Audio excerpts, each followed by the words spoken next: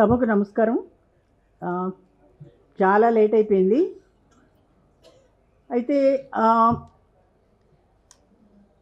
సుభద్ర రాసిన కవిత్వం గురించి నేను మాట్లాడట్లేదు ఇప్పుడు. నాకు ఇందులో నచ్చిన ఒక కవితని చదువుదాం అనుకున్నాను. పెద్ద కవిత అది, మాయి ముంతల్ని మాయం చేసే అనేది. చాలా అద్భుతమైన కవిత, అందరూ తప్పకుండా చదవాల్సిన కవిత అది. అది చదివి వినిపిద్దాం అనుకున్నాను కానీ ఇప్పుడు అంత టైం లేదు. అయితే ఇందాక శ్రీనివాస్ గారు ఒక మాట చెప్పారు, సుభద్ర కవితల్ని ఆంధ్రజ్యోతిలో వేసుకునే గౌరవం మాకు దక్కింది అని. చాలా గొప్ప మాట. అట్లాంటిది సుభద్ర ఒక కాలంని 13 సంవత్సరాల పాటు భూమికలో రాసింది. ఎంతమంది తెలుసు? 13-15 నాకు సంవత్సరాలు గుర్తులేదు. 13 సంవత్సరాల పాటు భిన్నమైన అంశాలు ఎంటబడి రాయించుకున్నాను నేను. సుభద్ర పంపించు, కాలం రాయి, నువ్వు రాయాలి. చాలాసార్లు ఆపేస్తే లేదు నువ్వు రాయాలి. ఎందుకంటే భూమిక వెబ్సైట్ మొత్తం ప్రపంచవ్యాప్తంగా చదువుతారు. చాలా మంచి స్పందన వచ్చేది తను రాసే అంశాలన్నిటి మీద. దేన్ని వదిలేదు కాదు, అది గవర్నమెంట్ని వదిలేదు కాదు, తర్వాత ఇష్యూస్ని వదిలేదు కాదు. ఏ ఇష్యూ అయినా దాన్ని చీల్చి చెండాల్సిందే. అట్లా దానికి పేరేంటో తెలుసా? అద్భుతమైన పేరు, టైటిల్ పేరు. ఇది మాకు చాలా కష్టమయ్యేది భూమికలో వెబ్సైట్లో పెట్టడానికి. మా అక్క ముక్కు పుల్ల గీన్నే పోయింది అంటే ఏంటి? మా అక్క ముక్కు పుల్ల గీన్నే పోయింది. చాలామంది ఫోన్ చేసి అంటే ఏంటండి అని అడిగారు.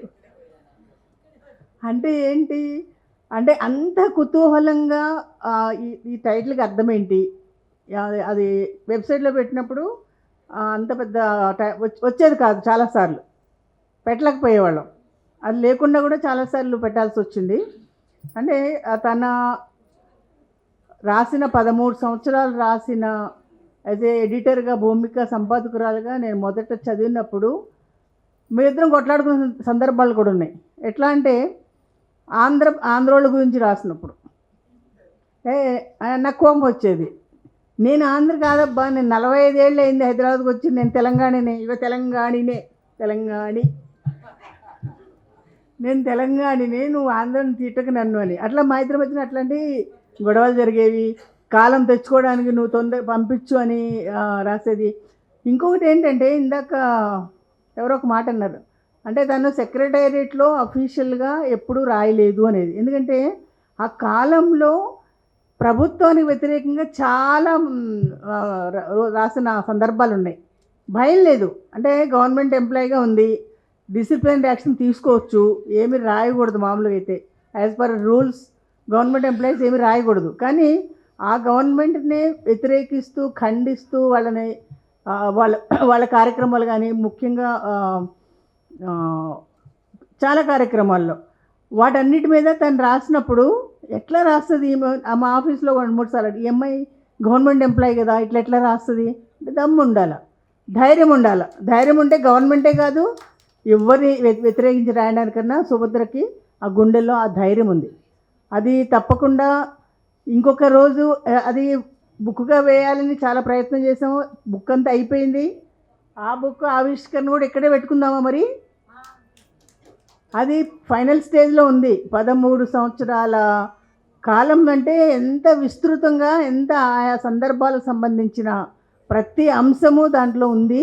అది నెక్స్ట్ మనము సుభద్రకి అభినందనలు. ఈ తెలంగాణ పుస్తకం తెచ్చినందుకు. రాబోయే పుస్తకానికి ఆ వ్యాసాలు అవి, దానికి సంబంధించిన అది కూడా తెచ్చుకుందాము తొందరలోనే. అది ఆ సభ కూడా ఇక్కడే జరుపుకుంటే బాగుంటుందని సుభద్రకి నేను ఇచ్చేస్తున్నాను. ఈ 2 సెంటెన్సులు చదువుతాను నేను. నాకు చాలా నచ్చిన ఇది, బౌద్ధాన్ని కత్తితో కండగా కథం చేసిన ఆదిశంకరుని, కత్తికో కండగా అంటే 2 విడివిడిగా అయిపోయినాయి పదాలు. కథం చేసిన ఆదిశంకరుని కనుపాప పంజాలు, పునాదులు లేని పురుష సూక్తాల పుట్కలు, మనువు తనువుతో హిందూ చిందులు. ఏం అద్భుతం!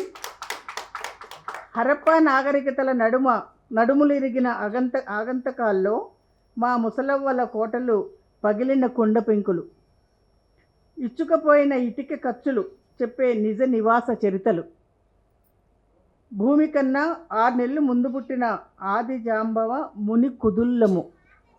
వా జంబూ ద్వీపానికి మొదల్లము. మా దేశం మీద పడి మమ్మల్ని దోపకం చేసి దోషుల్ని చేస్తున్నాయి. మా ఇంట్లో చొచ్చి మమ్మల్నే దొంగలని, మా బతుకుల్ని సింగాభంగం చేస్తున్నాయి. ఇట్లా ఈ కవిత అంతా కూడా తప్పకుండా 3 పేజీలు ఉంది. నేను చదివితే చాలా టైం పట్టేస్తుంది.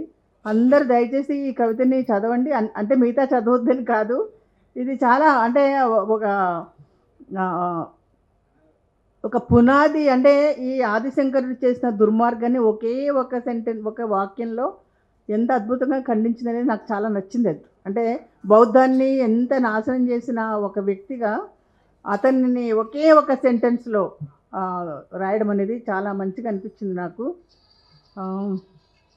సో ఇందులో ఎక్కడ ఏ పుస్తకంలోనూ లేని ముందు మాటలు, 32 పేజీల ముందు మాటలు, 36 పేజీల ముందు మాటలు అంటే ఎంత ప్రేమగా ఎంత ఆర్తిగా అందులో రాశారో అర్థం చేసుకోవాలి.